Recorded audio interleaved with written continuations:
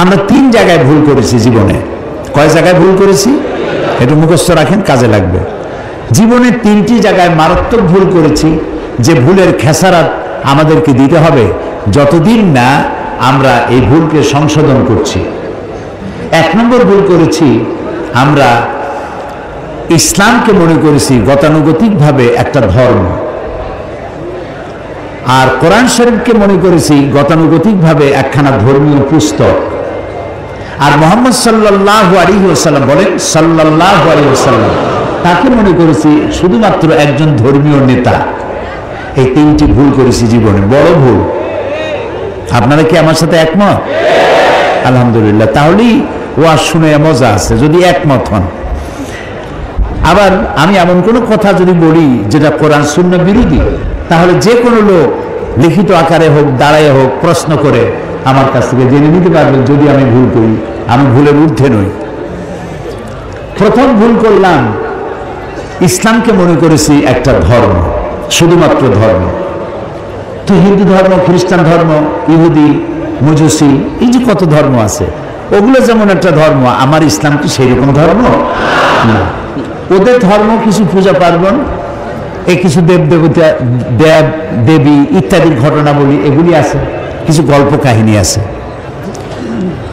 সে যে ধর্মগ্রন্থ বলেন, আমি কিছু পড়াশোনা করেছি, বেদ, বাইবেল, ত্রিপিটক, তারপরে মহাভারত, কুরআন, উপনিষদ কিছু পড়ছি।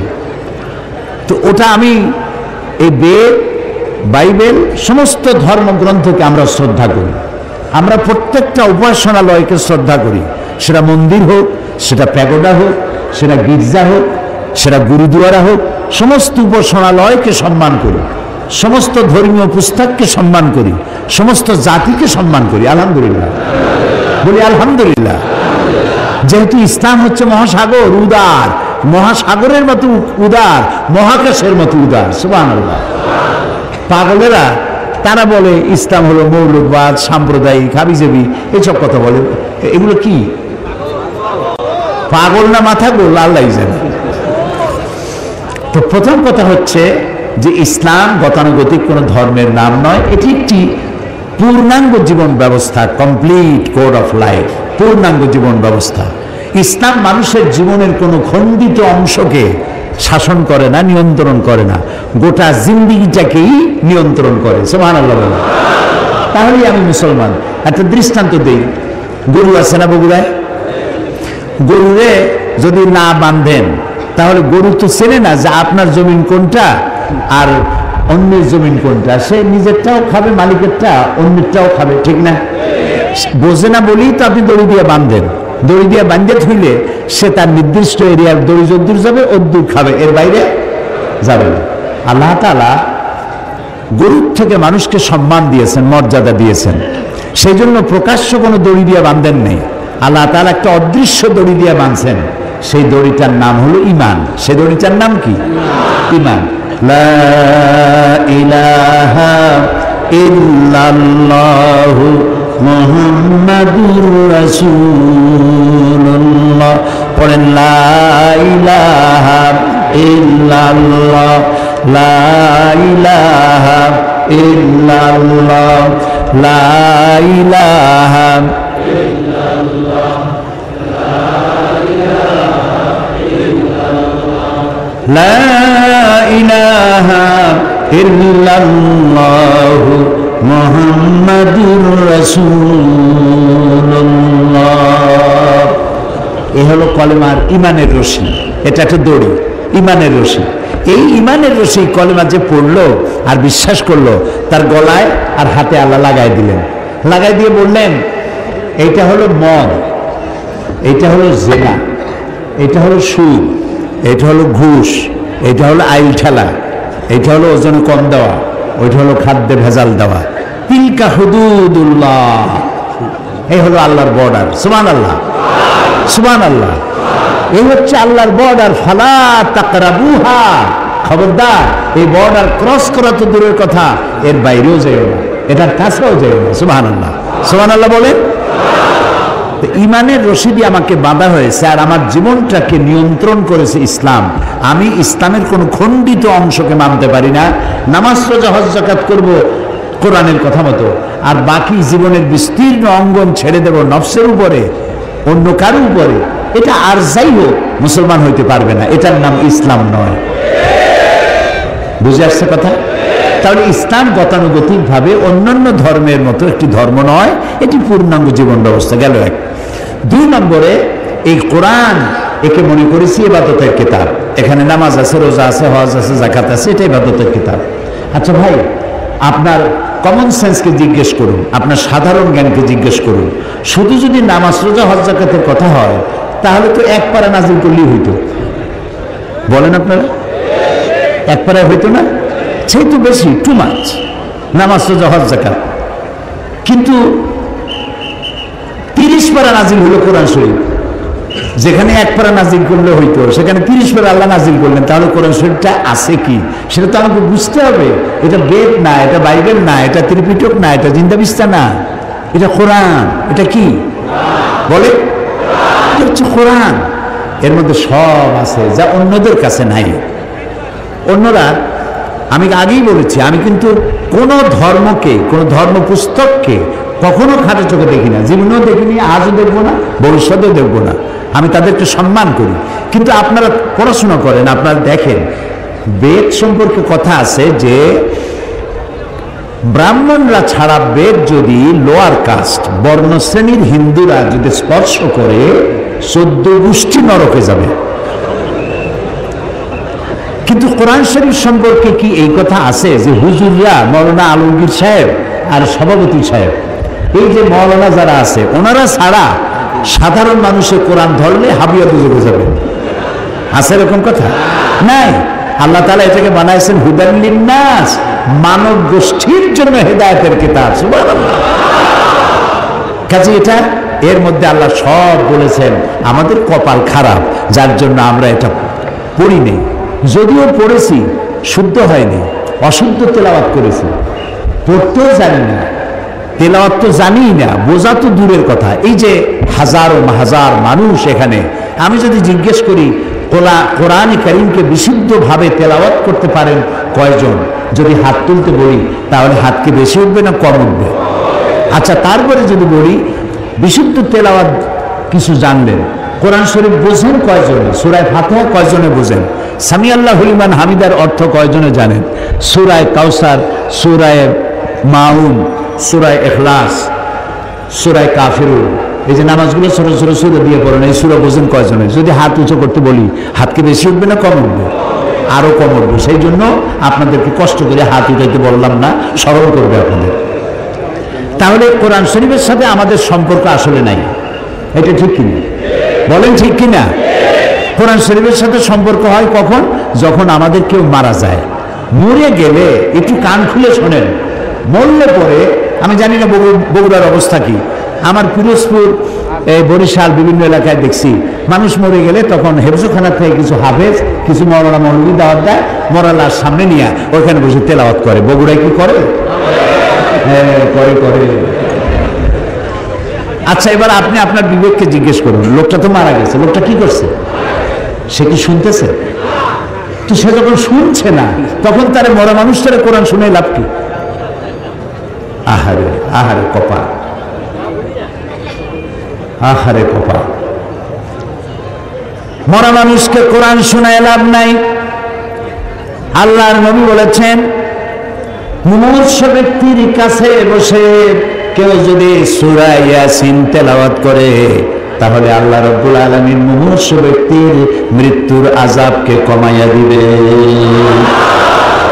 তো যখন মরতে পড়ছিল সে সময় পড়েন নাই, ছেলেটারে কোরআন শিখান নাই, মেয়েটারে কোরআন শিখান নাই, বউতেও জানেন না, নিজেও জানেন না, মরে গেছেন। মৌলভী সাহেবদের মৌলভী সাহেবদেরকে আনিয়া, ভাড়া বললাম না, শব্দটা বেয়াদবি হয়ে যাবে, তাদেরকে নিয়ে আসছেন, আনার পর ওনারা তেলাওয়াত করলেন। এখন বলছে ওরা তো ছাত্র মানুষ, হেফজখানা থেকে 20 জন ছাত্র নিয়ে এসেছেন, ছাত্র ছোট মানুষ। ওরা তেলাওয়াত করতে গিয়ে যদি মনে মনে ভাবে যে যদি 1000 টাকা দেয় তাহলে ভাগ্য পাবো, 25 জন আসছি, 50 টাকা না 60 টাকা, ওই ভাগই কত পাবে সেই চিন্তাও করতেছে, তেলাওয়াতও করতেছে। তো সে যখন ভাগে পাবে কত এই চিন্তা করে তেলাওয়াত করতেছে, আল্লাহর কসম করে সওয়াব হবে না। তো কোনো সওয়াবও হইল না, মুদ্দারেও শুনলো না, মেহনত বরবাদ, গুনাহ লাজেম, কোনো কাম হইল না। মরা মানুষের কোরআন শোনাবার জন্য কোরআন আসে নাই, জিন্দা মানুষের কোরআন শোনাবার জন্য কোরআন নাজিল হয়েছে। সুবহানাল্লাহ। তাহলে 2 নম্বরে ভুল করছি, কোরআনটা বিশুদ্ধ তেলাওয়াত করি নেই, কোরআনটা বুঝি নেই। এর ব্যাখ্যা আমি সামনে গিয়ে দেবো, আমি ভূমিকার কথা বলে শেষ করতেছি। 3 নম্বরে আর একটা ভুল করছি, মুহাম্মদ সাল্লাল্লাহু আলাইহি সাল্লামকে শুধুমাত্র একজন ধর্মীয় নেতা, অন্যান্য ধর্মের নেতা আছে যেমন আমি নাম নিলাম না কারো, ওইরকম ইসলাম ধর্মের নেতা মুহাম্মদ সাল্লাল্লাহু আলাইহি সাল্লাম। আসলে কি তাই? আল্লাহ তার নবীকে শুধু মুসলমানদের জন্য নেতা বানান নাই। রব্বুল আলামিন কোরআনে কারীমের মধ্যে বলেছেন, কুল ইয়া আইয়ুহান নাসু ইন্নী রাসূলুল্লাহি ইলাইকুম জামিআ। আল্লাহ রাব্বুল আলামিন বলেন, নবী আপনি ঘোষণা করুন, আমি আল্লাহর পক্ষ থেকে তামাম পৃথিবীর সব মানুষের জন্য রাসূল হয়ে এসেছি। মুহাম্মদ সাল্লাল্লাহু আলাইহি ওয়াসাল্লাম বিশ্ব নবী। তিনি কি নবী? তিনি মানবতার নবী, মানবতার বিশ্বস্ত বন্ধু, মানবতার মহান শিক্ষক। তার মতো সম্মানী আল্লাহর পরে, জমিনের উপরে, আরশের নিচে আর কেউ নাই। ভালো করে কোন সুবহানাল্লাহ। এত সম্মান আল্লাহ তাকে দিয়েছেন, এইরকম সম্মান পৃথিবীতে কেউ পায় নাই। বিশাল সম্মানের অধিকারী তিনি। সে মুহাম্মদ সাল্লাল্লাহু আলাইহি ওয়াসাল্লামকে আমরা বানাইলাম, তিনি একজন ধর্মীয় নেতা মাত্র। তিনি শুধু ধর্মীয় নেতা নন, পৃথিবীর সাদা এবং কালো মানুষের ব্যবধান দূর করছেন তিনি। তিনি নারীর অধিকার দিয়েছেন, শিশুর অধিকার দিয়েছেন, শ্রমের মর্যাদা দিয়েছেন। আজকে রিক্সাওয়ালা দেখে যুবক ছেলে কলেজে বা হাই স্কুলে পড়ে, রিক্সাওয়ালার দাড়ি পাকা, এ রিক্সা এদিকে আসো, তুমি তুমি করে কথা বলে। আমাদের ওদিকে বলে, বগুড়ায় বলে না, বলে আহারে। ওই রিক্সাওয়ালার বয়সের চাইতে তার নাতির বয়স হবে। সে তাকে, যেহেতু সে শ্রমিক, কাজ করে খায়, কাজে তার দাম নাই। ঘুষ খায় যেগুলায়, ওগুলোর দাম আছে। রিক্সাওয়ালার পয়সার চাইতে হালাল পয়সা কার আছে আমার তো জানা নেই। কি যে কষ্টটা করে, সারাটা দিন অমানবিক পরিশ্রম করে, মাথার ঘাম পায়ে ফেলাইয়া পয়সা উপার্জন করে। আর তুমি তোমার বয়সে বড়, বাপের বয়সী, দাদার বয়সী, তুমি ছাড়া কথা বলতে পারো না, তোমার লজ্জা হওয়া উচিত। তুমি যুবক, এমএ পাস করেছো, চাকরি বাকরি নাই, বিয়ে একটা করে শ্বশুরের গাড়ি গিয়ে চলছে। হাল চাষ করো না, ইজ্জত যাবে। এমএ পাস করছো তো, বেবি ট্যাক্সি চালাবা না, ইজ্জত নষ্ট হবে। তারপরে এই বগুড়ায় বটবটি নাকি আছে, চটপটি না কি বলে, বটবটি, বটবটি, নসিমন, বসিমন, কসিমন, এগুলো হাত দিলে ইজ্জত নষ্ট হবে। তুমি এমএ পাস করলেও রিক্সাওয়ালার দাম বেশি আল্লাহর কাছে, কারণ রাসূল বলেছেন, আল কাসিবু হাবিবুল্লাহ, সহস্ত উপার্জনকারী ব্যক্তি আল্লাহর বন্ধু। সুবহানাল্লাহ।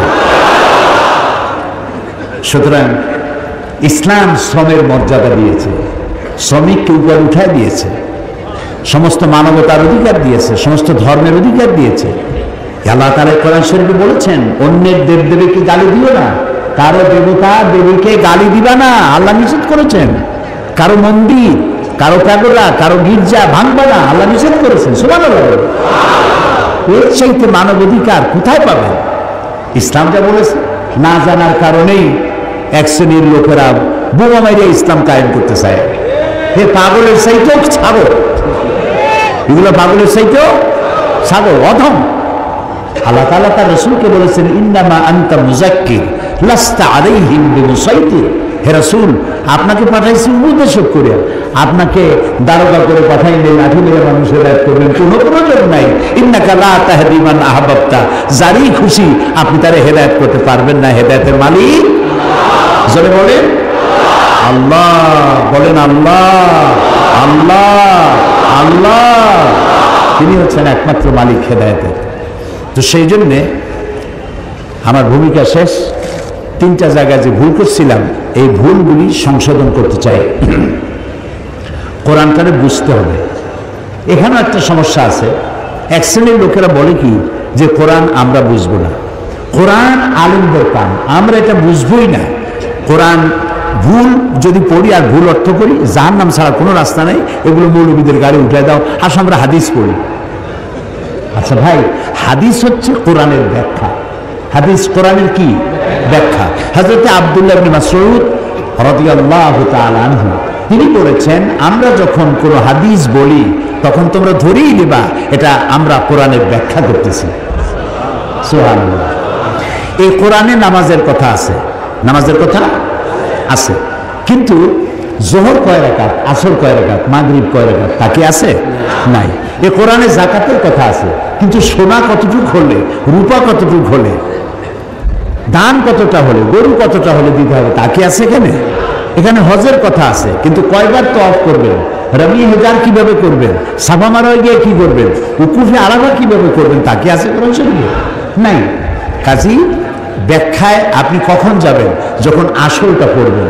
আপনার কাছে আসলের খোঁজ নাই, আপনি ব্যাখ্যা নিয়ে লাভালাভি করতেছেন, কি আশ্চর্য কথা! এই আক্রমের উপর আল্লাহ হেদায়েত করুন, বলেন আমিন। আপনি হাদিসের কাছে যাবেন তো কোরআন পড়িয়া তারপরে যাবেন হাদিসের কাছে। আর আপনি যদি বলেন যে কোরআন আমরা বুঝবো না, কোরআন কঠিন, তাহলে আপনি শয়তানের একটা ওয়াসওয়াসায় পড়েছেন। যেখানে আল্লাহ বলছেন আমি সহজ করেছি, কে বলেছে? আল্লাহ। বলেন আরো জোরে কোন?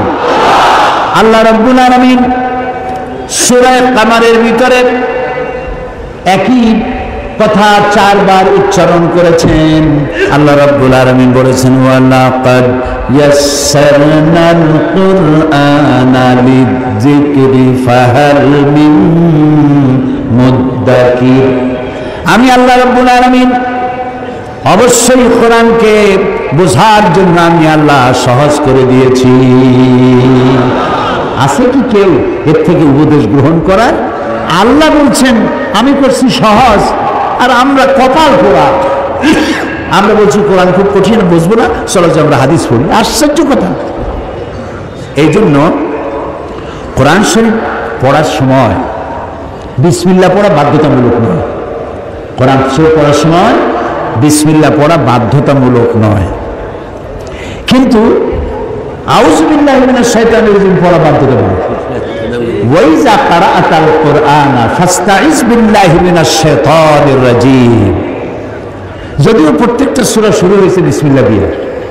কোরআন শরীফের সূরা সংখ্যা কত? 114। প্রত্যেকটা সূরায় আছে, একটা সূরায় নাই বিসমিল্লাহ। ওটা কোনটা? সূরা তাওবা। তো 114টা সূরা, 113টা সূরায় বিসমিল্লাহ আছে, একটাই নাই। সেই অভাব আল্লাহ পূর্ণ করেছেন সূরা আন-নামলে শুরুতে আর ভিতরে 2 বার বিসমিল্লাহ কইয়া 114 পুরো করে দিয়েছেন।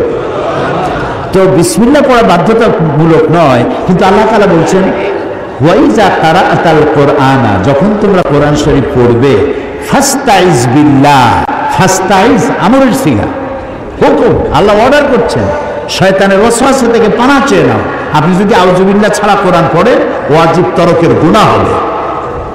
এটা আল্লাহ এত কড়া হুকুম দিলেন কেন? এই জন্য দিয়েছেন, শয়তান তোমার কোরআন থেকে দূরে সরাই দেবে।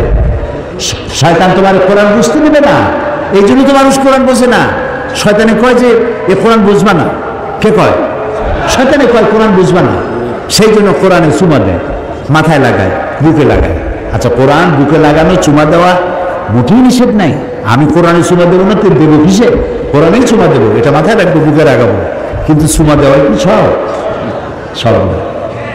এখন আমাদের কপালটা ফুটছে না এই পৃথিবীতে। আমি যদি প্রশ্ন করি বগুড়াবাসীকে, আমি জানি বগুড়ার লোকেরা খুবই সুশিক্ষিত, মার্জিত, সব দিক থেকে ভালো, আলহামদুলিল্লাহ। আমি যদি প্রশ্ন করি যে এই পৃথিবীতে সব থেকে লাঞ্ছিত, অবহেলিত, মার খাওয়া জাতি কোনটা? কি জবাব দেবে? মুসলমানেরা। ফিলিস্তিনে কারা মার খায়? আফগানেরা, কাশ্মীর, বসনিয়া, চেচনিয়া, ইরিত্রিয়া, সারা দুনিয়ায় মার খায় মুসলমানেরা। অথচ একটু লক্ষ্য করেন, অথচ পৃথিবীতে অন্তত 50টার মতো দেশ আছে মুসলমানদের করতলগত, হাতের মুঠায়। কটা দেশ? 50টা দেশ। পৃথিবীতে যে ওয়েলথ আছে, সম্পদ, এর 1/50 অর্থাৎ অর্ধেকেরও বেশি সম্পদ মুসলমানদের হাতে। পেট্রোল, গোল্ড, রাবার, কয়লা, সিলভার, কটন, এই উল্লেখযোগ্য সম্পদ মুসলমানদের হাতে। 1/50 মুসলমানদের হাতে। পপুলেশনের দিক থেকে সারা দুনিয়ায় বর্তমান পপুলেশন হচ্ছে 600 কোটি। এই 600 কোটি জনগণের মধ্যে 1/4 অর্থাৎ 150 কোটি হচ্ছে মুসলমান। দেশ হলো 50টা, সম্পদেরও অর্ধেকেরও বেশি আপনার। জনসংখ্যার দিক থেকে আপনি 1/4 পৃথিবীর, অথচ আপনি জুতা খাওয়া, লাথি খাওয়া, মার খাওয়া, না খায় থাকা, কষ্ট করা আর স্বাধীনতা হারানো, সব জায়গায় বঞ্চিত, লাঞ্ছিত, অবহেলিত, নির্যাতিত, নিগৃহীত জাতি মুসলমান। এটা কেন? এটা এই জন্য যে আমাদের কাছে কোরআন আছে, সেই জন্য আমরা আমাদের ইজ্জত হারাইছি। হ্যাঁ, দেখেন আল্লাহ কি বলেন। শুরু হচ্ছে তাফসীর। শয়তানের ওয়াসওয়াসা থেকে পানাহ চেয়ে নেন আল্লাহর হুকুম মাফিক। ইল্লা তাযকিরাতান লিমান ইয়াখশা তানযীলাম মিম্মান খালাকাল আরদা ওয়াস সামাওয়াতিল উলা। সুবহানাল্লাহ, কি মজার কোরআন।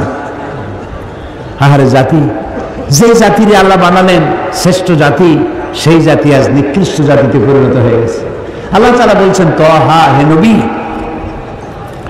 মা আনসালনা আলাইকাল কুরআনা লিতাশকা, এই কোরআন আমি এই জন্য নাজিল করি নাই যে আপনার কষ্ট হবে। সুবহানাল্লাহ, বলেন সুবহানাল্লাহ। এই কোরআন এর জন্য নাজিল করি নাই যে আপনি কষ্ট পাবেন। এটা কি? ইল্লা তাযকিরা, এটা একটা নসিহত, এটা একটু উপদেশ। লিমান ইয়াখশা, যারা আল্লাহকে ভয় করে, যারা আল্লাহকে ভয় করে চলে তাদের জন্য নসিহত।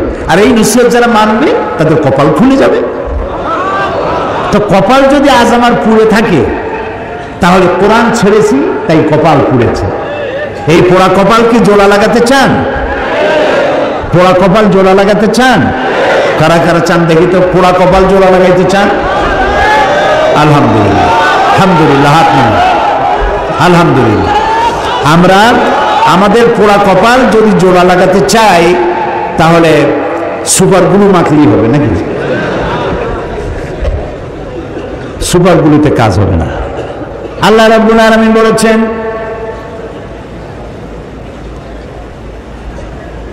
আমি ইন্নাল্লাহা লা ইউগাইয়িরু মা বিকাওমিন হাত্তা ইউগাইয়িরু মা বিআনফুসিহিম, আমি কোন জাতির ভাগ্যকে পরিবর্তন করি না যতক্ষণ পর্যন্ত সেই জাতি নিজের ভাগ্যই নিজেরা পরিবর্তনের জন্য সচেষ্ট হয়। তোমরা যদি তোমাদের ভাগ্যকে পরিবর্তনের জন্য সচেষ্ট হও, তাহলে আমি তোমাদেরকে ভাগ্য পরিবর্তন করে দেব। এটার নাম পরশ পাথর। এটার নাম কি? নবী করিম সাল্লাল্লাহু আলাইহি ওয়াসাল্লাম একটি অধপতিত সমাজকে কি করে চরিত্রবান বানানো যায়, কিভাবে ভালো বানানো যাবে, যেই জাতি চুরি করে, ডাকাতি করে, জিনা করে, ব্যভিচার করে, মানুষ মানুষের মর্যাদা যেই জাতির ভিতরে নাই, এই জাতির ভাগ্য কেমনে ভালো হবে? হেরা পাহাড়ে বসে তিনি চিন্তা গবেষণা করতে লাগলেন। 40 বছর বয়স যেদিন পূর্ণ হয়ে গেল, আল্লাহ তাআলা কোরআন নাজিল করে দিলেন। হেরা পাহাড় থেকে কোরআনের আয়াত নিয়ে তিনি দুনিয়ায় অবতীর্ণ হলেন, দুনিয়ায় এলেন। কোরআনের সংস্পর্শে যারা এলো, জিরোগুলি সব হিরো হয়ে গেল। আল্লাহু আকবার, আল্লাহু আকবার, আল্লাহু আকবার। হযরত ওমর, হযরত ওমর, যিনি আল্লাহর নবী হত্যা করতে আসছে, সাধারণ মানুষ না, আল্লাহর নবী হত্যা করা কত বড় কঠিন কাজ। সে রাসূলকে হত্যা করতে আসছে। এই কোরআন যখন তেলাওয়াত শুনলেন, এই জায়গাটা ঠিক আমি যেখান থেকে তেলাওয়াত করতেছি, এই জায়গাটা তিনি তেলাওয়াত শুনছিলেন, জীবনের পরিবর্তন হয়ে গেল। তিনি চিন্তা করলেন, এই কথা তো মানুষের কথা হতে পারে না, এত সুন্দর মানুষ বানাবে কি করে? এটা তো আল্লাহ চ্যালেঞ্জ করেছেন। পৃথিবীতে সব জিনিসের নকল বেরোয়, আসল বেরোবার আগেই নকল বেরো, আর নকলে তো বাংলাদেশ ভালো চ্যাম্পিয়ন। পৃথিবীতে সব জিনিসের নকল আছে না? কিন্তু কয়েকটা জিনিসের নকল নেই, তার মধ্যে একটা হচ্ছে কোরআন। সুবহানাল্লাহ, পারবে না? আল্লাহ রাব্বুল আলামিন বলেছেন তামাম পৃথিবীর সমস্ত মানুষ আর জিন সব যদি একত্রিত হয়ে যদি প্রচেষ্টা চালাও, পরস্পরকে সহযোগিতা যদি করো, এই কোরআনের মতো করে একখানা কোরআন বানাইতে পারবে না। আল্লাহ তাআলা আরো বলেছেন যদি পারো তো কোরআনের মতো একখানা কোরআন বানাও। এই চ্যালেঞ্জ কেউ কবুল করতে পারলো না। আল্লাহ পাক তার চ্যালেঞ্জকে আরো একটু সহজ করে দিয়ে বললেন 10টা সূরা বানাও, তাও কেউ পারলো না। আল্লাহ এই পরীক্ষা আরো সহজ করে বললেন ইন কুনতুম ফি রাইবিন মিম্মা নাযালনা আলা আবদিনা ফাআতু বিসূরাতিন মিন মিসলি। আমার বান্দার উপরে আমি যে কোরআন নাজিল করেছি, যদি তোমাদের সন্দেহ হয় তাহলে কোরআনের মতো করে ছোট্ট একটি সূরার মতো করে একটা সূরা বানাও। আল্লাহ তাআলা বলেন ফাইন লাম তাফআলু ওয়া লান তাফআলু ফাত্তাকুন নারাল্লাতী ওয়াকুদুহান নাস ওয়াল হিজারা। আল্লাহ তাআলা বলছেন পারবা না এবং কখনোই পারবা না। তো দুনিয়ার সব জিনিস নকল হয়েছে, কোরআনের নকল আজও হয় নাই, ভবিষ্যতেও হবে না। ইনজিল নাজিল করেছেন কে? আল্লাহ তাআলা। জাবুরকে নাজিল করেছেন, তাওরাতকে নাজিল করেছেন। আল্লাহ কি বলছেন ইনজিল আমি হেফাজত করবো, তাওরাত আমি হেফাজত করবো, জাবুর আমি হেফাজত করবো? বলেন নাই। কেন বলেন নাই? কারণ বলার দরকার নাই, ও শরীয়ত তো আল্লাহ মোকাম্মল করেন না। আরো কিতাব আসবে, সেই কিতাবখানার নাম কোরআন। এইটা নাজিল হবে। এইটা নাজিল করে আর নবী আসবে না, লা নবিয়্যা বা'দি ওয়ালা রাসূলা। আল্লাহর নবী রাসূলুল্লাহ সাল্লাল্লাহু আলাইহি ওয়াসাল্লামের পর আর কোন নবী রাসূল আসবে না, নবীও আসবে না, রাসূলও আসবে না। আর আল্লাহর পক্ষ থেকে একটি শব্দ পৃথিবীর মানুষের জন্য আর আসবে না। আর যে আসবে না সেই জন্য আল্লাহ তাআলা এটা হেফাজতের দায়িত্ব নিলেন। আল্লাহ রাব্বুল আলামিন বলেন ইন্না নাহনু নাযালনা যিকরা ওয়া ইন্না লাহু লাহাফিজুন। কোরআন নাজিল করেছি আমি আল্লাহ, আর এর সংরক্ষণের সবটুকুন দায়িত্ব আমি আল্লাহ গ্রহণ করেছি। প্রিয় ভাই সব, কোরআনের কথা বলতে বলতে আমি তো শেষ করতে পারবো না। জীবনে বয়স তো কম হলো না, 70-এর কাছাকাছি চলে এলো। এই 70-এর কাছাকাছি বয়সের অর্ধ শতাব্দী, প্রায় 50 বছর কোরআনের খেদমতে নিয়োজিত আল্লাহ রাখছিলেন। দেশে বিদেশে পৃথিবীর 5টি মহাদেশের অন্তত 50টিরও বেশি দেশে কোরআন নিয়ে দৌড়াইছি, ছুটে বেড়াইছি। এ কোরআন শুনে পর্যন্ত যারা মুসলমান হলেন আল্লাহর গোলামের হাতে, তাদের সংখ্যা 600-এর কাছাকাছি হয়ে গেছে। এই কোরআন শেষ করতে পারবেন না আপনি। দুনিয়ার কোন মুফাসসির বলতে পারবে না আমি যে তাফসীর করলাম আর লাগবে না, this is the final and last, এরপরে আর লাগবে না। কেউ বলতেও পারে নাই, কেউ লিখতেও পারে নাই। কারণ আল্লাহ তাআলা অন্যত্র বলেছেন, সূরা কাহফে বলেছেন قُلْ لَوْ كَانَ الْبَحْرُ مِدَادًا لِكَلِمَاتِ رَبِّي لَنَفِدَ الْبَحْرُ قَبْلَ أَن تَنفَدَ كَلِمَاتُ رَبِّي وَلَوْ جِئْنَا بِمِثْلِهِ مَدَدًا। হে নবী আপনি বলুন, তাম পৃথিবীর সমস্ত সমুদ্র মহাসমুদ্রের পানি যদি কালি হয়ে যায়, আর সেই কালিগুলি যদি দিয়া আমার রবের কালামের ব্যাখ্যা লেখা যদি শুরু হয়ে যায়, লিখতে লিখতে সমস্ত পানিগুলি শেষ হয়ে যাবে, আমার রবের কালিমার ব্যাখ্যা লেখা শেষ হবে না। এক মহাসমুদ্র। আমি খুব খুশি হয়েছি, আমি তো দেখতেছি মাহফিল প্রথম দিনের দৃশ্য। আপনারা যারা আসছেন, আমার মনে হয় ভাই অতিরিক্ত 10% দাড়ি পাকা, অতিরিক্ত বেশি 90% আপ ওভার 90% জীবন দিয়ে ভরা মাহফিল। সুবহানাল্লাহ। আমি যুবকদেরকে সালাম করি, আমি যুবকদেরকে সালাম করছি। তোমরা আমাদের ভবিষ্যৎ, তোমরা আমাদের অ্যাসেট, তোমরা আমাদের মেরুদণ্ড। মেরুদণ্ড যদি সোজা থাকে মানুষটা সোজা হয়ে হাঁটতে পারে, মেরুদণ্ড বাঁকা হয়ে গেলে মানুষটা সোজা হয়ে হাঁটতে পারে না। জাতির ব্যাকবোন হচ্ছে ইয়াং জেনারেশন, নষ্ট হয়ে গেল। সিনেমা, নাটক, গান, ওপেন কনসার্ট নষ্ট হয়ে গেল। আহারে, অথচ এরাই হতো শাহজালাল, এরাই হতো শাহ মাকদুম, এরাই হতো খান জাহান আলী, এরাই হতো শহীদ কুতুবী, এরাই হতো হাজী শরিয়তুল্লাহ। আহারে কপাল খারাপ। কি সুন্দর সোনার টুকরা ছেলে, গান বাজনা নাচ, রাস্তায় হাঁটে আর ঢোল, এদিক লাফায় ওদিক লাফায়। জিজ্ঞেস করলাম ওরকম করে কেন, এর কি কোনো মানসিক প্রতিবন্ধী নেই? কয় না হুজুর, কোমরের মধ্যে ওয়াকম্যান আছে। ওয়াকম্যান কি?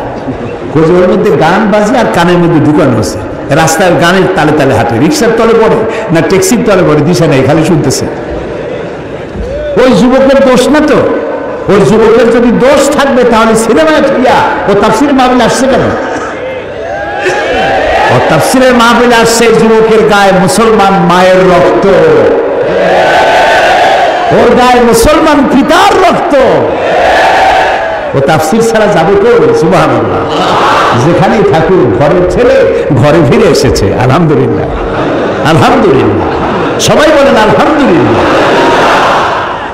যুবকদের বেশি করে কোরআন পড়া দরকার, কোরআন বোঝা দরকার, কিন্তু তা পড়তে দেওয়া হয় না, বুঝতে দেওয়া হয় না। ওরা তো যুবক মানুষ, বোঝে না। গল্পের বই কেনে, নাটক, উপন্যাস। এই নাটক, উপন্যাস, গল্পের বই, ওতে আছে কি? একটু পরে তুমি তোমার বিবেককে জিজ্ঞেস করো। যত বড় লেখক, আমি নাম নেব না কোনো লেখকের, বহু বড় বড় লেখক আছে, তাদের লেখা নভেল, নাটক ইত্যাদি, এত বড় বড় বই, রচনাবলী, এগুলো পড়ে। ওর মধ্যে আছে কি? রাজার মেয়ের সাথে কোতোয়ালের ছেলের প্রেম হলো, সেই প্রেম তোমার নয় গভীর থেকে গভীরতর। তারপরে SMS করলো, এরপর বিশ্ব ভালোবাসা দিবসে রমনা বটমূলে দেখা হলো। তারপরে কি হলো? তারপরে কি হলো? তারপরে সব শেষ হলো। কিন্তু একটা রোমান্স, একটা রোমান্স। পয়সা খরচ করে যে বইটা পড়লা, কি শিখলে?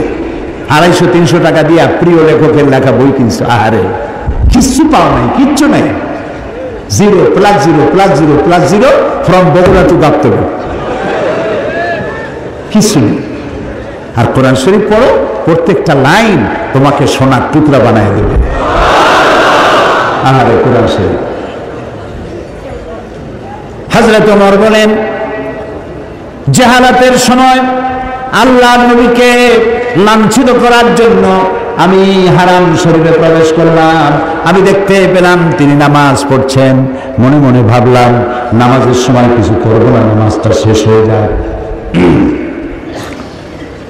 রাসূল নামাজের মধ্যে তেলাওয়াত করতেছিলেন, শব্দ করে আওয়াজ করে তেলাওয়াত করতেছিলেন। আমি পেছনে দাঁড়ানো, নামাজ শেষ হলেই টর্চার করব। তেলাওয়াতে এত মজা লাগলো, মজা তো লাগবেই, একে তো কোরআন, আর তেলাওয়াত করতেছেন তিনি যার উপরে নাজিল হয়েছে। সুবহানাল্লাহ, সুবহানাল্লাহ, আল্লাহু আকবার। কি মজা! যার উপরে নাজিল হয়েছে তিনি তেলাওয়াত করছেন। হযরত ওমর বলেন, তেলাওয়াত শুনে মনটা পাগল হয়ে গেল। মনে মনে ভাবলাম, মুহাম্মদ সাল্লাল্লাহু আলাইহি সাল্লাম তো জীবনে কোনো কবির সাথে চলাফেরা করেন নাই।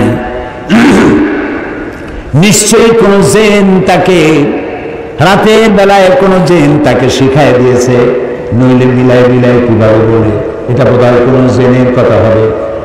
হযরত ওমর বলেন, আমি যখন মনে মনে ভাবলাম গণক হয়ে গেছেন, তখন আমি শুনতে পেলাম তিনি তেলাওয়াত করতেছেন, ওয়ামা হুয়া বিকাউলি কাহিনিন কালিলাম মা তাযাক্কারুন। না না না, এটা কোনো গণকের কথা নয়। আল্লাহু আকবার। হযরত ওমর বলছেন, আমার কাছে মনে হচ্ছিল যেন আমার পায়ের তলা থেকে মাটি সরে যাচ্ছে। কি আশ্চর্য! মনে মনে যা চিন্তা করি তারই জন্য বসে। আচ্ছা, এটা জেনের কথা নয়, কবির কথা নয়, গণকের কথা নয়, তবে এটা কি?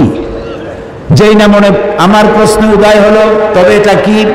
অমনি রাসূল আবার তার তেলাওয়াতের মধ্যে তিনি রাসূল তেলাওয়াত করতেছেন। তিনি তো জানেন না যে পিছনে উমর দাঁড়াইয়া অঙ্ক মিলাইতেছে। সুবহানাল্লাহ। এ কুদরত কার? রাসূলুল্লাহ দোয়া করতেন, আল্লাহ ওমরাইনের জন্য তো দুই ওমরকে আল্লাহ তুমি ঈমান আনার তৌফিক দিয়ে দাও। দুই ওমর, এক ওমর হলেন ওমর ইবনুল খাত্তাব, আর আরেকজন হলো ওমর ইবনুল হিশাম আবু জাহল। এই দুই ওমরের জন্য তিনি দোয়া করতেন, আল্লাহ ওদের নেতৃত্ব দেওয়ার দারুণ কোয়ালিটি, এই লোকগুলো আমার হাতে দিয়ে দাও, ইসলামের জন্য দিয়ে দাও। আল্লাহু আকবার। তো রাসূলের দোয়া একজনের জন্য কবুল হয়েছে, হযরত ওমর ইবনুল খাত্তাবের জন্য। হযরত ওমর বলেন, আমার চোখের সামনে প্রশ্নবোধক চিহ্ন ঘুরতেছে। এটা জেনের কথা নয়, কবির কথা নয়, গণকের কথা নয়, তবে এটা কি? যখনই মনে মনে চিন্তা করছে তবে এটা কি, অমনি নবীজি তেলাওয়াত করলেন, তানজিলুন মির রাব্বিল আলামিন। এটা হচ্ছে আল্লাহর পক্ষ থেকে নাজিল করা, নাজিলকৃত কিতাব। সুবহানাল্লাহ। হযরত ওমর তিনি বলছেন, আমার কাছে মনে হচ্ছিল ইসলাম, ঈমান তার নিজস্ব শক্তি নিয়ে যেন আমার কলিজার মধ্যে গেড়ে বসতেছে। কিন্তু তখনও হেদায়েতের সময় আসে নাই বলে তখনও তিনি ঈমান আনতে পারেন নাই। পরবর্তী সময় সূরার, আমি যেখান থেকে তেলাওয়াত করলাম সূরা তাহা, এই তেলাওয়াত শুনছিলেন।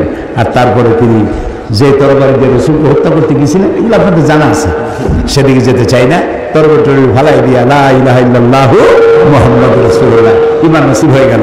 তো এই কোরআন জিরোকে কি বানাই দিল? বলেন, হিরো বানাই দিল।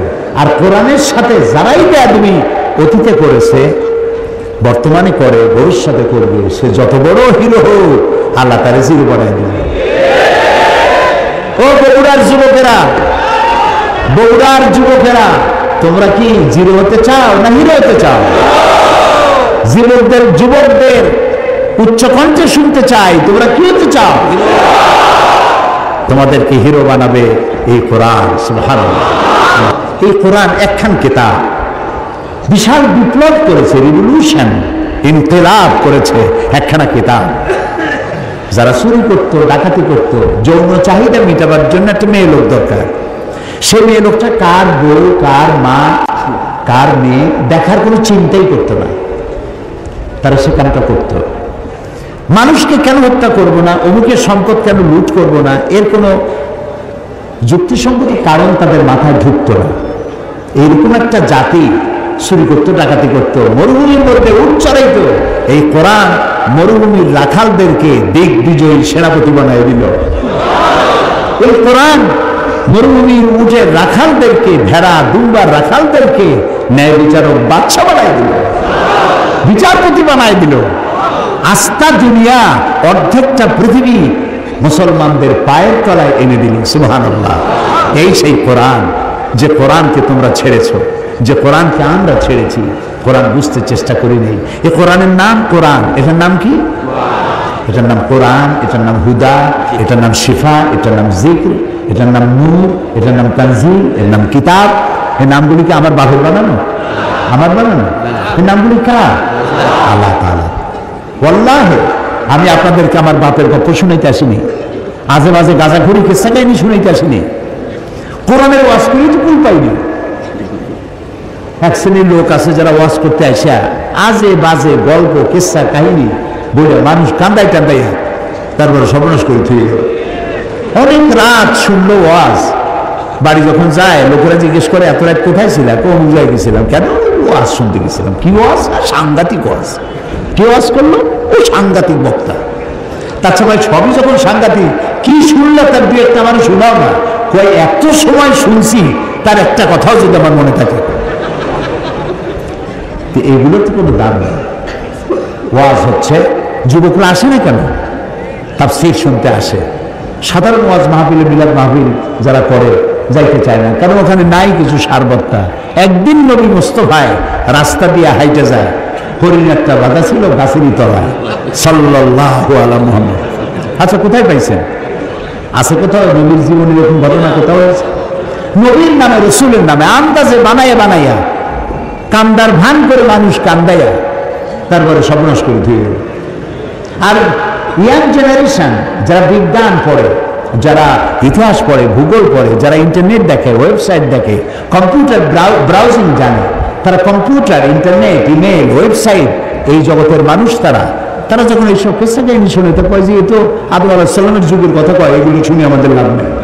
ওরা মনে করে ইসলাম মানে সেকেলে, ইসলাম মানে হচ্ছে এই মধ্যযুগীয় ব্যাপার স্যাপার, এর মধ্যে কিছু নেই। কিছু আছে কিনা কালকে শোনাবো ইনশাআল্লাহ। এর মধ্যে কোন বিজ্ঞান চাও, কি চাও, তোমরা কি শুনতে চাও? তিবিয়ানান লিকুল্লি শাই, সব কিছু আল্লাহর মধ্যে বলে রেখেছেন। ইতিহাস আছে, 30 মধ্যে আছে কি একটু কৌতূহল হলো না জানার জন্য? আহারে কপাল। ডিসি সাহেবের কোর্ট থেকে, এসপির অফিস থেকে, অথবা জজ কোর্ট থেকে একটা চিঠি যদি আপনার নামে আসে ইংরেজি ভাষা, সেই চিঠিটার অর্থ আপনি জানেন না, ভাষাটা জানেন না, ইংরেজি জানেন না। এখন ওই চিঠি বোঝার জন্য আপনার কি কোনো পেরেশানি হবে নাকি হবে না? পেরেশানি হবে। এটা কি দুদকের চিঠি নাকি? এটা কি আমাকে গ্রেফতার করার চিঠি? এটা কি আমার সম্পদ সব এই কি জানি করে নিলাম করে নেওয়ার চিঠি? জানার জন্য ছুটবেন, ভালো ইংরেজি জানে কে। যতক্ষণ পর্যন্ত চিঠির মর্ম না বুঝবেন ততক্ষণ পর্যন্ত আপনার পেরেশানি দূর হবে না। এ কথা কি মিথ্যা না সত্য? তো একটা ডিসি অফিসের সামান্য একটা চিঠি, এসপির অফিসের একটা সামান্য চিঠি, কোর্টের দুদকের একটা চিঠি বোঝার জন্য এত পেরেশানি হয়? অত বড় আকাশটার মালিক, জমিনের মালিক, আমার মালিক একখানা চিঠি দিয়েছেন, নাম কোরআন শরীফ, এইটা জানার জন্য আগ্রহ সৃষ্টি হলো, পেরেশানি হলো না। আহারে পোড়া কপাল। সারাটা জীবন সূরা ফাতিহা দিয়ে নামাজ পড়লাম, অর্থ জানি না, ব্যাখ্যাও জানি না। আহারে কপাল, বদকিসমতের জাতি। এই কোরআনের, এই কিতাবের যতগুলি নাম আছে তার মধ্যে একটি নাম হচ্ছে কোরআন। এটাকে আমরা হুদা যদি বলি অনেকে চিনবে না, ওই কি এর হুদা? হুদা মানে বরিশালের দিকে হুদা মানে খালি, হুদাহুদি বলে। হ্যাঁ, হুদা এখানে কি বলে? আচ্ছা, না বললে কোন এক সময় বলবেন। তো হুদা বললে বুঝবে না, তানজিল বললে বুঝবে না, নূর বললে বুঝবে না, সেবা বললে বুঝবে না। সব থেকে কোন নামে চেনে এটাকে? কোরআন। তারপর ফোরকান বললেও চেনে। তা আবার চিন্তা করে ফোরকান তো 4 কান, এটা কি? ওটাও বুঝবে না। কোরআনই ভালো করে বুঝবে। তার প্রথম নামটাই হলো কোরআন। কোরআন মানে কি? কোরআন শব্দের অর্থ হচ্ছে বহুল পঠিতব্য, বহুল পঠিত, যা বারবার পড়তে হয়। এই যে নাম, সার্থক নাম, কোরআনের চাইতে বেশি পড়া হয়েছে পৃথিবীতে এরকম একখান বইয়ের নাম আপনি বলেন। বললে আমি পুরস্কার দিয়ে যাবো। নাই, পৃথিবীতে এমন একটা মুহূর্ত নাই যখন কোরআন শরীফ পড়া হয় না। ভাবতে পারেন যে আমার এখানে যখন রাত 1টা বাজে তখন তো সারা দেশ ঘুমাই গেল, তখন কোরআন শরীফ কেনা পড়ে? আরে ভাই, আপনার এখানে যখন রাত 1টা, আমেরিকায় তখন দিনের 1টা, ওরা তখন জোহর করতেছে। আপনার জোহর, আরেকজনের আসর, আপনার এশা, আরেকজনের ফজর। সারা পৃথিবীতে সময়ের এই যে ক্লাইমেট এবং টাইম, এই টাইমের যে পরিবর্তন, সময়ের পরিবর্তনের ভিত্তিতে পৃথিবীতে একটা মুহূর্ত এমন নাই যে পৃথিবীর কোথাও না কোথাও কোরআন শরীফ তেলাওয়াত করা হচ্ছে। এটাই একমাত্র কিতাব যা মানুষ বুঝেও পড়ে, না বুঝেও পড়ে, রাতেও পড়ে, দিনেও পড়ে। সুবহানাল্লাহ। আর যারা পড়ার সুযোগ পায় না, শোনারও সুযোগ পায় না, মাসে অন্তত একবার তারাবিতে গোটা কোরআন শোনার ব্যবস্থা করা হয়েছে। কিন্তু এটা ঠিক না যে শুধু আমি শুনব। কোরআন বহুল পঠিত, এর থেকে বেশি পড়া হয়েছে এমন কোন কিতাব পৃথিবীতে নেই। 1। 2 নম্বরে এর নাম হলো কিতাব। এর নাম কি? কিতাব। কিতাব মানে লেখা, কিতাবাত করা, লেখা। কোরআনের চাইতে বেশি লেখা হয়েছে, কোরআনের চাইতে বেশি প্রিন্টেড হয়েছে, ছাপা হয়েছে। এরকম একখানা বইয়ের নাম কি বলতে পারবেন? নাই। পৃথিবীর সর্বাধিক প্রিন্টেড, সর্বাধিক ছাপা লেখা হয়েছে যে কিতাব, তার নাম কোরআন শরীফ। বাদশাহ ফাহাদ বিন আব্দুল আজিজ কোন দেশের বাদশাহ? সৌদি। আল্লাহ জান্নাতুল ফেরদাউসের মেহমান বানায়, আল্লাহর ঘরে যেভাবে সাজাইছে, মদিনারে যে সোনার মদিনা বানাইছে, সুবহানাল্লাহ। এখানেই শেষ নয়, আমাকে তিনি 3 বার রাষ্ট্রীয় মেহমান করেছিলেন। তখন আমি একবার এমপি থাকা অবস্থায়, আর একবার এমপি টেমপি কিছু না, ওই সময় 2 বার এমপি থাকা অবস্থায় যেবার উনি দাওয়াত দিলেন রাষ্ট্রীয় মেহমান করে, সেইবারে আমার সাথে সঙ্গে যারা ছিলেন পৃথিবীর বেশ কয়েকটা দেশের মেহমান, মদিনা শরীফে নিয়ে মুজাম্মা মালিক ফাহাদ প্রিন্টিং প্রেস দেখানো হলো। ফাহাদ প্রিন্টিং প্রেস হচ্ছে পৃথিবীর সব থেকে বড় প্রেস, এর থেকে বড় প্রেস দুনিয়ায় নেই।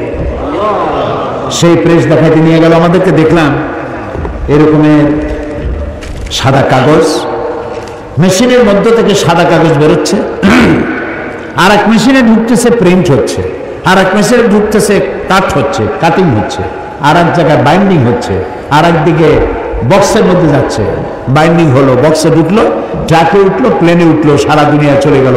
প্রতি ঘন্টায় এই কোরআন শরীফ ছাপা হয় 900 জেল, প্রতি ঘন্টায়, আর 30টা ভাষায় ট্রান্সলেটেড হয় বিনা মূল্যে, ফ্রি অফ কস্ট, বিনা মূল্যে 30টা ভাষায় তরজমা তাফসীর হয়ে সারা পৃথিবীতে প্লেন ভর্তি করে দুনিয়া ছড়ায় দিচ্ছে বাদশাহ ফাহাদের প্রেস থেকে। আল্লাহ তুমি তার বেহেশতের বড়, বেহেশতের মর্যাদা সম্পন্ন জায়গায় জান্নাতুল ফেরদাউসে তুমি তাকে মেহমান বানায় নাও। আমি বলতেছিলাম ফাহাদের ফজিলত বলছিলেন, বলছি যে কিসের ফজিলত? কোরআনের ফজিলত। এর থেকে বেশি পড়া হয়েছে এমন কিতাব দুনিয়ায় নাই, এর থেকে বেশি ছাপা হয়েছে এমন কিতাবও পৃথিবীতে নাই। আরো একটা চ্যালেঞ্জ শুনুন, পৃথিবীতে এমন কোনো উল্লেখযোগ্য ভাষা নাই যে ভাষায় কোরআন শরীফ ছাপা হয় না, অর্থাৎ কোরআনের তর্জমা হয় না। তবে কোরআন কোনো অবস্থাতেই বাংলায় উচ্চারণওয়ালা কোরআন শরীফ আপনাদেরকে না কেনার জন্য আমি অনুরোধ করব। যারা কোরআন শরীফ পড়তে পারেন না, বাংলা উচ্চারণে কোরআন শরীফ পাওয়া যায় বাজারে, তারা এটা কেনেন। আপনাকে বুঝতে হবে এটা আরবি ভাষা, এটা ইংরেজি নয়, ফার্সি নয়, উর্দু নয়, নাগরি নয়, হিন্দি নয়, রোমান নয়, ইটালিয়ান নয়, ফ্রান্স নয়, এটা আরবি। এটা কি আরবি? এর প্রত্যেকটা অক্ষরের আলাদা আলাদা প্রোনাউন্সিয়েশন আছে, তাজবিদ আছে, উচ্চারণ পদ্ধতি, মাখরাজ, উচ্চারণ পদ্ধতি আলাদা। আপনি যদি রাসূলুল্লাহ বলেছেন যে কেউ তো এমন আছে কোরআন পড়ে আর কোরআন তারে লানত করে, সুতরাং বাংলায় লেখা এটা আপনি করবেন না। আপনি কোনো আলেমের কাছে যিনি বিশুদ্ধ তেলাওয়াত করে তার কাছ থেকে তেলাওয়াত করবেন, তা না হলে পরে মারাত্মক ভুল হবে। কি ভুল হবে? যেমন দেখেন আরবিতে দাল, জিম, ঝা, জ, এই কতগুলি অক্ষর আছে, এর উচ্চারণ কি দিয়ে করবেন?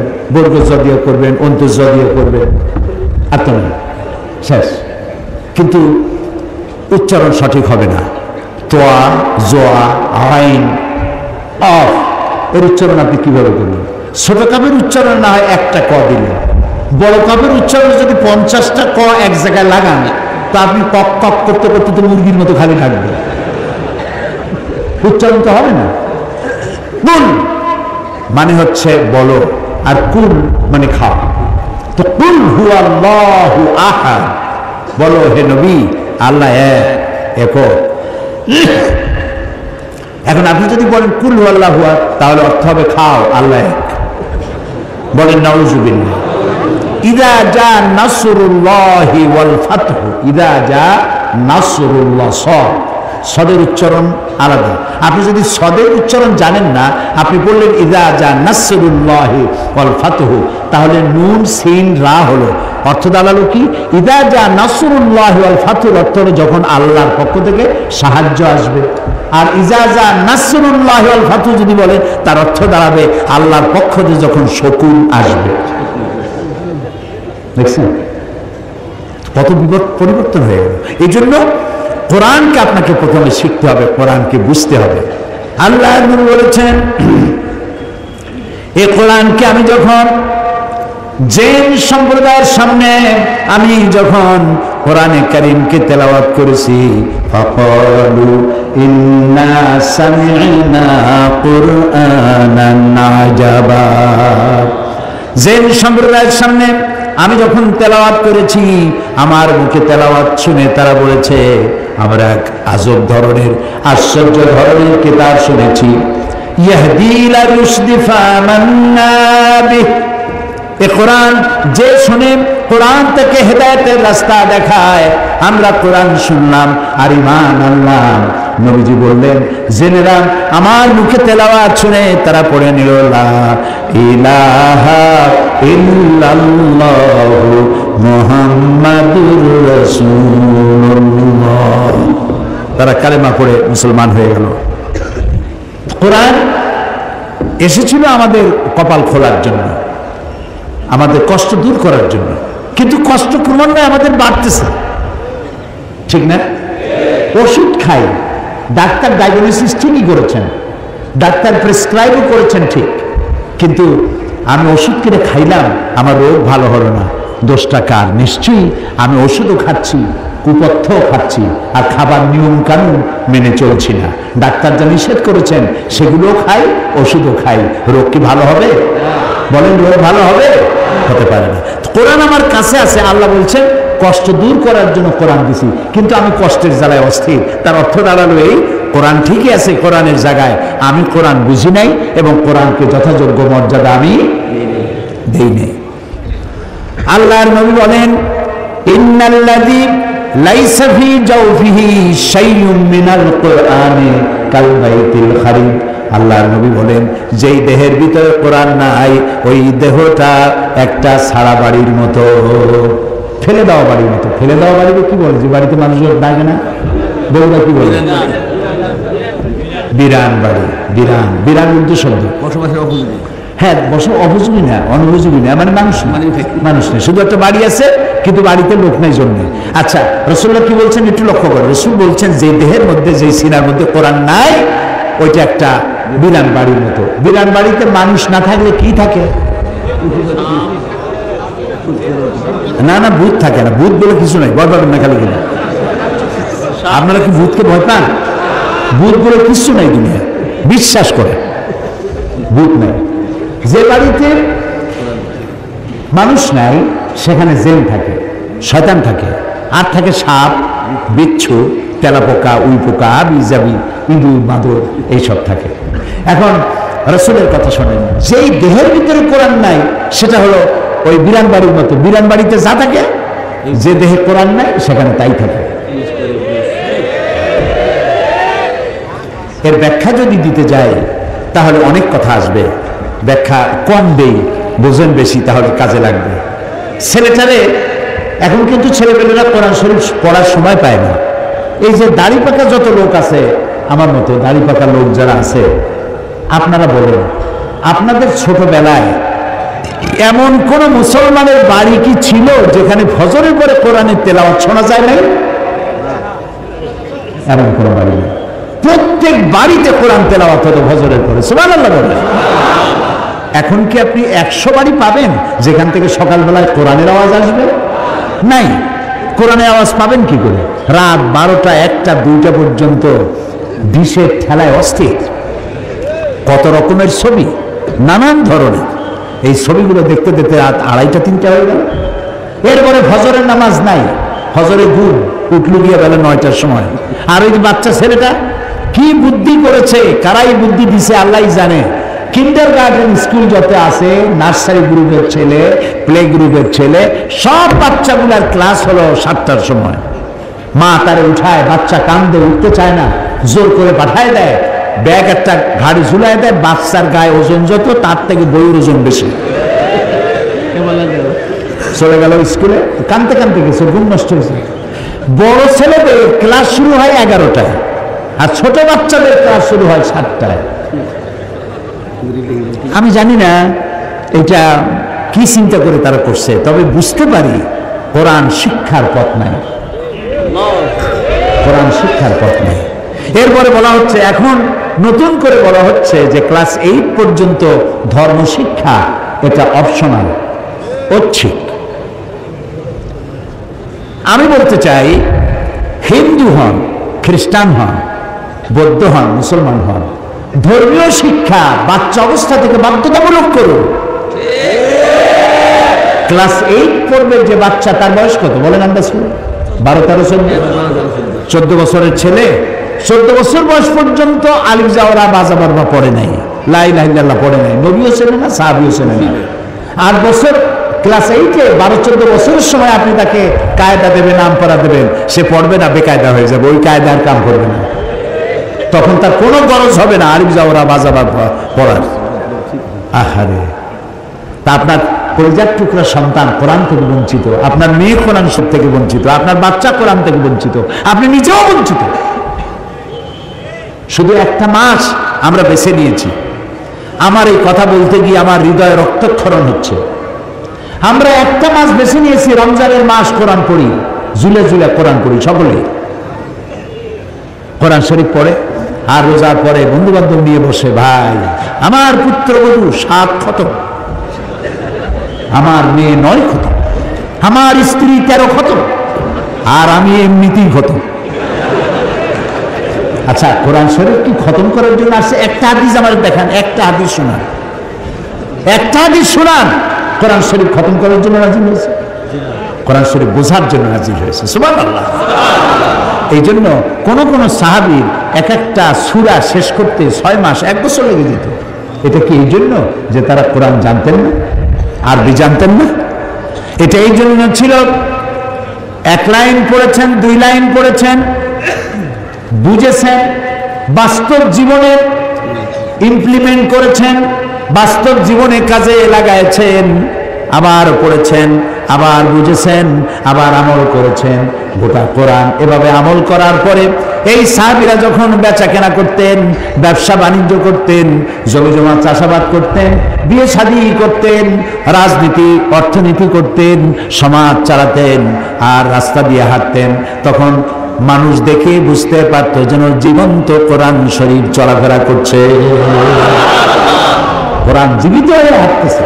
এই জন্য হযরত আয়েশা সিদ্দিকা রাদিয়াল্লাহু তাআলা আনহা, আমাদের মা জননী, তারা কি প্রশ্ন করা হয়েছে, মা রাসূলের চরিত্র কেমন, তার আখলাক কেমন? হযরত আয়েশা বলছেন, কোরআন পড়ো নাই তোমরা? কোরআন তো পড়ছি। আরে কোরআন পড়ছো তো রাসূলের আখলাক জানতে আমার কাছে কেন এসেছো? যেটা কোরআন সেটাই রাসূল। সুবহানাল্লাহ। যেটা কোরআন সেটাই রাসূল।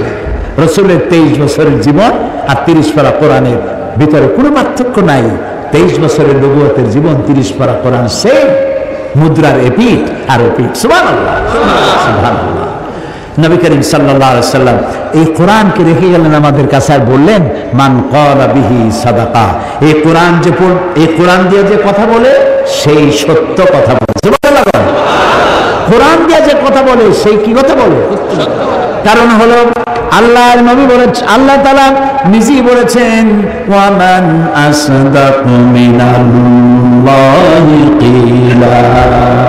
আমার চাইতে সত্যবাদী আর কে হতে পারে? আল্লাহর চাইতে সত্যবাদী কে আছে? কোন নাম কোন আছে? কেউ?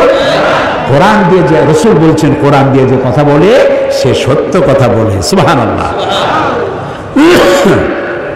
তো যিনি বক্তৃতা করতেছেন, কোরআনের কোনো দলিল নাই, হাদিসের কোনো রেফারেন্স নাই, খালি বক্তৃতা করতেছে, আর জনগণ বলতেছে, আমার ভাই, তোমার ভাই, অমুক ভাই, তমুক ভাই, ফুলের মতো পবিত্র, নামাজ পড়ে না এক ওয়াক্ত। এটা হইল কি? এটা কোনো কাম হইল?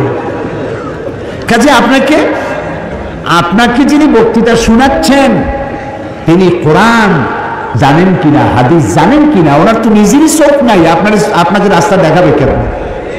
ও নিজে তো অন্ধ, 2 চোখ কানা। আমি বলি না, আল্লাহ বলছেন। কে বলছে? আল্লাহ। বলেন না।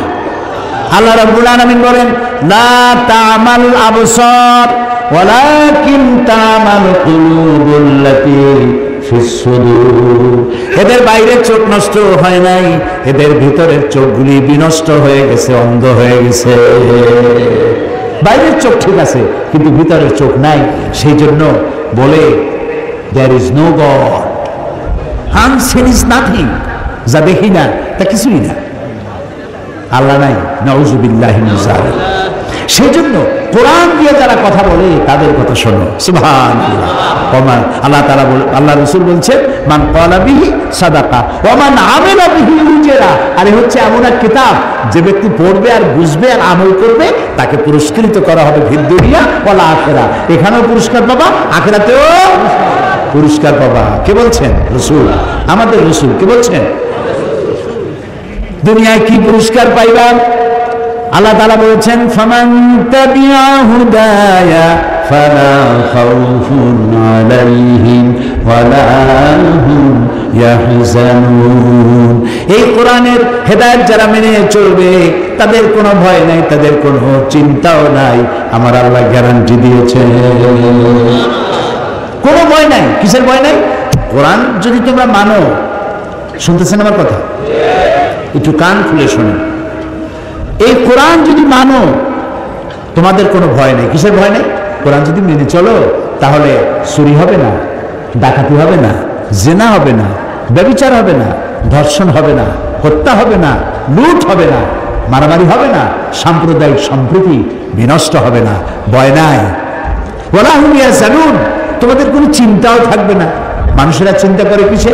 চিন্তা করে খাবারে, বস্ত্রে, চিকিৎসা, শিক্ষা, বাসস্থানের, হিউম্যান রাইটস, মানবিক মৌলিক মানবিক অধিকার। এই অধিকারের চিন্তা করে। আল্লাহ কয় কোরআন মানো, তাহলে এই অধিকারের চিন্তাও করা লাগবে না, এগুলো পেয়ে যাবে। আল্লাহ তাআলা কোরআনে কারিমে বলেন, ওয়ালাউ আন্না আহলাল কুরআন আমানু ওয়াত্তাকাউ লাফাতাহনা আলাইহিম বারাকাতিন মিনাস সামাই ওয়াল আরদ। আল্লাহ তাআলা বলেন, জনপদের লোকেরা, দেশের লোকেরা যদি আমার উপর ঈমান আনে, দুইটা কাজ যদি করে, আমার উপর ঈমান আনবে আর আমাকে ভয় করার নীতি অবলম্বন করে চলবে, তাহলে আমি আল্লাহ রাব্বুল আলামিন আকাশ আর জমিনের সব বরকতের দরজা তাদের জন্য খুলে দেব। এরকম আসতে বলেন সুবহানাল্লাহ। তা আল্লাহ তাআলা বরকতের দরজা খুলে দেবেন বলে ওয়াদা করেছেন। এই কোরআনটা মানতে হবে। তো মানবেন কি করে? আগে তো বুঝতে হবে, তবে না মানবেন। বুঝিই তো না, তো মানবো কি? সত্য কিনা বলে? খালি খতম করে, বিপদ আপদ আসলে খতম করে, আর অনুষ্ঠানের শুরুতে বরকতের জন্য তেলাওয়াত করে। দোকান ওপেন করবে, ওইখানে একটু তেলাওয়াত করে।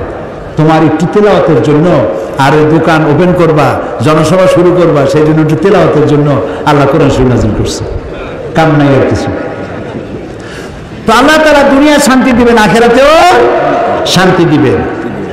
এরপরে আল্লাহ তাআলা বলছে, আল্লাহ নবী বলছেন, ওয়ামান হাকামা বিহি আদালাত। আর এই কোরআন দিয়ে যে বিচার ফয়সালা করবে সেটাই হবে সঠিক বিচার। এর থেকে ইনসাফপূর্ণ, এর থেকে জাস্টিস আর কিছুই হতে পারে না। জাস্টিস হচ্ছে কোরআন দিয়ে বিচার করা। কি দিয়ে বিচার করা? এখানে সব আছে। সন্ত্রাসীদের বিচার কিভাবে করবেন, মদখোরের বিচার কিভাবে করবেন, চোরের বিচার কেমনে করবেন, ডাকাতেরটা কেমনে করবেন, আছে না সব কোরআন শরীফে? আছে। অনেকে আন্দাজে বলছেন আছে, আর অনেকে বোঝেন না, সেই জন্য বলেন নাই, জানেন না। কোরআন শরীফ পড়ে সব বুঝতে পারবেন। এর মধ্যে সব কিছুই আল্লাহ তাআলা বলে দিয়েছেন। বিচারটা যাতে সঠিক হয় সেজন্য ন্যায় বিচারের প্রতীক বলা হয় কোন জিনিসটাকে? একটু বলেন তো, পরীক্ষা দিলে আমি আপনাদের পরীক্ষা নিচ্ছি। হ্যাঁ, দাঁড়িপাল্লা। যারা বলতে পেরেছেন গোল্ডেন 5। আপনারা বলতে পেরেছেন যে ন্যায় বিচার, বিচারটা ন্যায় হলো কিনা তার মানদণ্ড হচ্ছে মিজান, দাঁড়িপাল্লা, যা দিয়ে মাপা হয়। ইনসাফ কি মুকদ্দাস তারাজু, এটা হলো ইনসাফের জন্য পবিত্র মিজান। এই মিজান দুনিয়াও লাগবে, আখিরাতেও লাগবে। কিয়ামতের দিন আল্লাহ তাআলা মিজান রেখেছেন। এখন আমি এটা প্রায় বলে থাকি যে বিচারটা কিভাবে হবে। একজন আর একজনের একটা চোখ তুলে ফেলেছে, এগুলো তো করে আজকাল প্রায় শুরু হয়ে গেছে। চোখ উঠায় ফেলায়, হাত ভাঙ্গে ফেলায়, পাও ভাঙ্গে ফেলায়।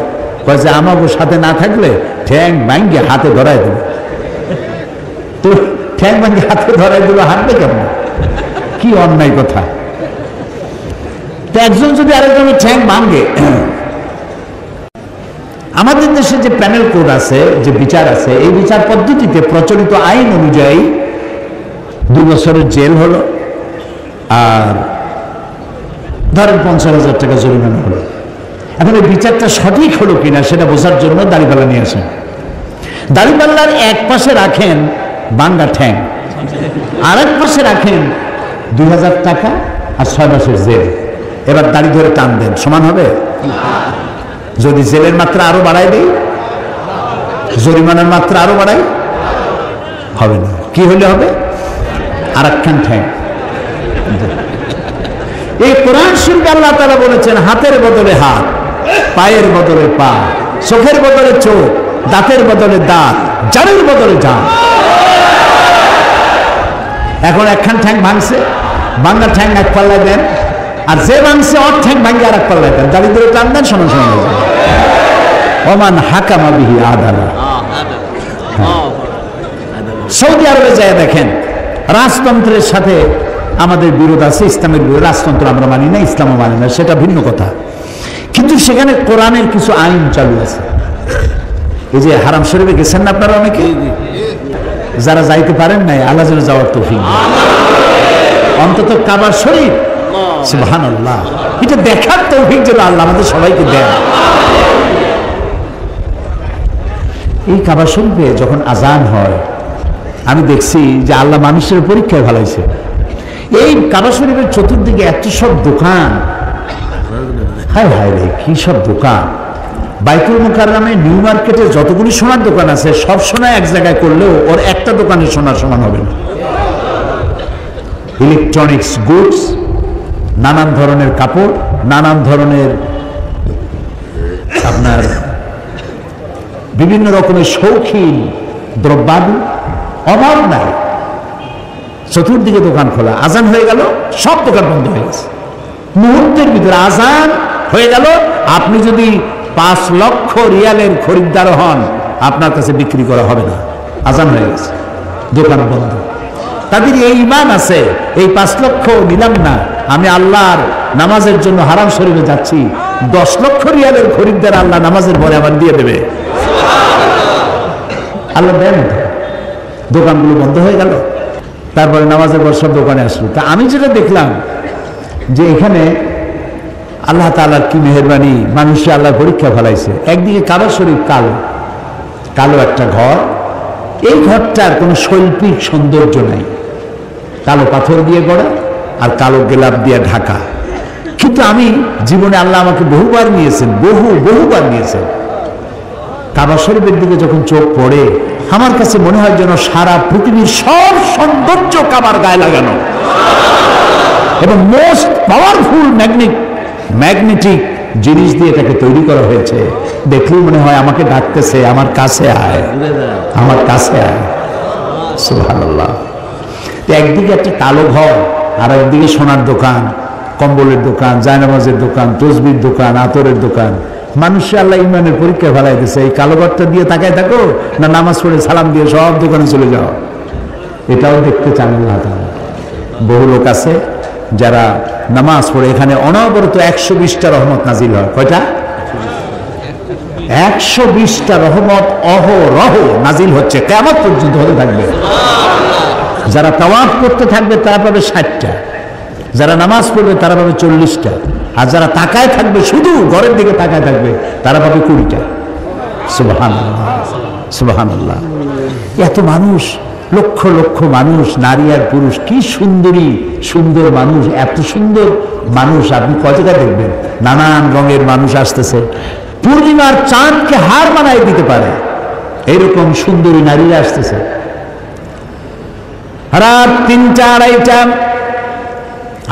3টার সময় সুন্দরী, পরমা সুন্দরী যুবতী নারী কোন পুরুষ সঙ্গী ছাড়া একাকিনী চলে গেল, কাবা শরীফ তাওয়াফ করলো, লাখো পুরুষের মধ্য দিয়ে নামাজ পড়লো, তেলাওয়াত করলো, মুনাজাত করে ফিরে গেল। কোন পুরুষের বাবা আর হিম্মত নাই, একবার চেহারা দেখেছে, ভালো লেগেছে বলে দ্বিতীয়বার চেহারা উপভোগ করার জন্য নারীর দিকে আর তাকায় না। সুবহানাল্লাহ, সুবহানাল্লাহ। পৃথিবীর কত জায়গা ঘুরলাম, দেখা যায় বড় বড় অনুষ্ঠান থেকে নারীরা নির্যাতিত হন, হারায় যান, সম্ভ্রম হারান। হাজার হাজার বছরের ইতিহাস। মক্কা শরীফ থেকে, মদিনা শরীফ থেকে, মুজদালিফা থেকে একটা নারী ঘটিত দুর্ঘটনা ঘটেছে বলে কোনো খবর কানে আসছে? আমাদের পিতা আবুল আম্বিয়া, সমস্ত নবীদের পিতা ইব্রাহিম আলাইহিস সালাম এই ঘর বানিয়ে বলেছিলেন, রব্বি জাআল হাযাল বালাদা আমিনান। আল্লাহ তাআলা, আয় আমার রব, তুমি এই ঘরটাকে, এই শহরটাকে নিরাপত্তার শহর বানিয়ে দাও, নিরাপত্তার শহর বানাও। দোয়া কি কবুল হয়েছিল? হ্যাঁ, কবুল হয়ে সাথে সাথে আল্লাহ তাআলা বলেছেন, ওমান দাখালাহু কানা আমিনান, যেই ঢুকবে তারই নিরাপত্তা দেবে। এই নিরাপত্তার শহর পৃথিবীতে আর কোথাও নেই। জাতিসংঘের 50 বছর পূর্তি উপলক্ষে ইয়াসির আরাফাত গিয়েছিল জাতিসংঘে, কমনওয়েলথ। তখন আমার মাহফিল ছিল নিউ ইয়র্কে, ম্যানহাটনে। ইয়াসির আরাফাতের নিরাপত্তা দেওয়ার জন্য ওদের হাতে যত যা ছিল সব ব্যবস্থা করেছে। তারপরেও এই নিউ ইয়র্ক শহরে মানুষের নিরাপত্তা নাই, চুরি ডাকাতি খুন অহরহ হচ্ছেই। আমেরিকার 52টা স্টেটের মধ্যে শুধুমাত্র নিউ ইয়র্ক সিটিতে 24 ঘন্টায় যে অপরাধ হয়, সৌদি আরবে সারা বছরও তা হয় না। এই কোরআনের আইনের কয়েকটা আইন মানে, সব এখনো মানে না, মানে ইমপ্লিমেন্ট এখনো হয়নি। কিন্তু কোরআনের যে কয়টা আইন চালু করেছে তার বরকতে অপরাধ প্রবণতা পৃথিবীতে সবচাইতে কম সৌদি আরবে। সুবহানাল্লাহ। এই কোরআন শুধু তেলাওয়াতের জন্য আসে নাই। আমরা যদি আমাদের এই দেশটাকে নিরাপত্তাপূর্ণ বানাতে চাই, সত্যি আমরা যদি এই দেশটাকে নিরাপত্তাপূর্ণ দেশে বানাতে চাই, প্রিয় ভাই সব কথা শুধু বলতে ইচ্ছে করে। আমার এই দেশটা বড় সুন্দর দেশ, বড় সুন্দর, অমিত সম্ভাবনাময় দেশ। কি নাই আমার? সব থাকতে আমি আজ ফকির। 56,000 বর্গ মাইলের এই স্বাধীন সার্বভৌম দেশটির অনেক কিছু আছে।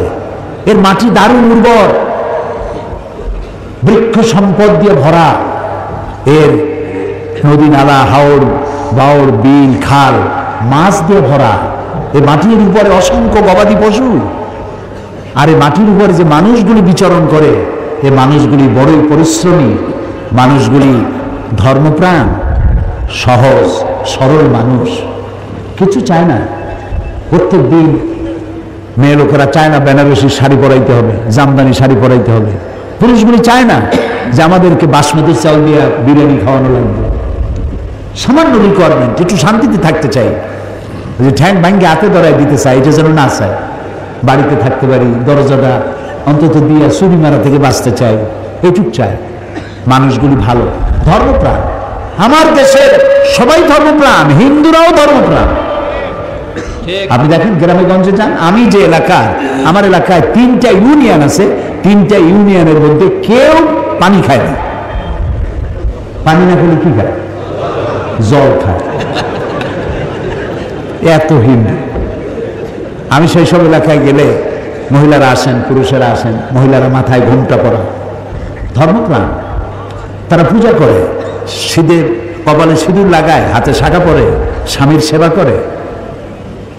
এরা ধর্মপ্রাণ। আমাদের দেশের বৌদ্ধ যারা, তারাও ধর্মপ্রাণ। আমাদের যারা খ্রিস্টান, তারাও ধর্মপ্রাণ। মুসলমানরা তো বটেই। আমার দেশের মতো এত বোরকা কোথায় আছে? সুবহানাল্লাহ, আলহামদুলিল্লাহ বলেন। এত টুপি কোথায় আছে? পৃথিবীর কোন দেশে কোরআনের কথা শোনার জন্য এইভাবে মানুষ বসার জায়গা না পায় দাঁড়ায় থাকে? আল্লাহু আকবার, আল্লাহু আকবার। আমার দেশের মানুষগুলি বড় ভালো, মাটি ভালো, মানুষ ভালো। এই মাটির তলায় রয়েছে অনেক সম্পদ, যে গ্যাস আছে, জেনারেশনের পরে জেনারেশন যদি এটাকে সঠিকভাবে কাজে লাগাতে পারে তাহলে এই গ্যাস ফুরাবে না, এত গ্যাস আছে। আমার আছে কয়লা। দিনাজপুরে বড় পুকুরিয়া যে কয়লা খনি আছে, এশিয়া মহাদেশের সব থেকে শ্রেষ্ঠ কয়লার খনি দিনাজপুরে বড় পুকুরিয়া। আর ভূতত্ত্ববিদরা বলেন কয়লার খনির নিচেই থাকে ডায়মন্ডের খনি। অসম্ভব নয় যে আমার দেশে ডায়মন্ডের খনিও আছে।